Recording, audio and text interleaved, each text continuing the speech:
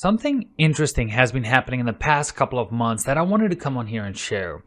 The business owners who invested in AI appointment setters have actually been coming back to us and asking for real human appointment setters. And here's the crazy part. It was not only the business owners who hired appointment setters or AI appointment setters, but it was the companies who sold the AI appointment setters who came back to me to ditch their AI appointment setters and replace them with real humans.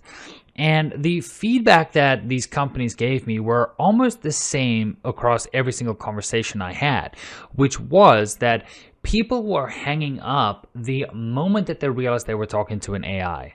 Not some people, but most people, because they showed me their conversion rates, and it was honestly shocking.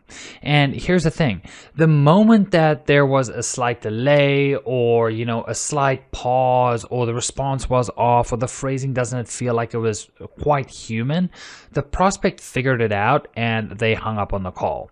And it was basically because they did not trust the actual AI, right? Especially when you're selling something in the high ticket space, there's a lot of trust involved in the sales process. And the moment that the prospect feels that they cannot trust you or your sales process, they're out, right?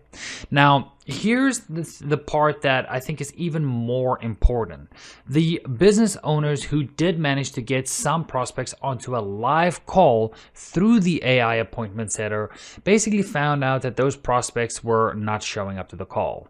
And when we dug a little bit further, we found that the reason was that the AI, yes, some of the calls did convert and they did actually book a call, but the AI could not build any real rapport with the prospect prior to the actual call being taken place.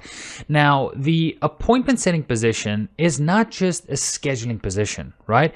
It is literally the process of making a stranger feel, interested, heard, and understood, and creating a connection with you and your brand that they actually want to show up to the next call, right? So you are basically selling the next call as an appointment setter.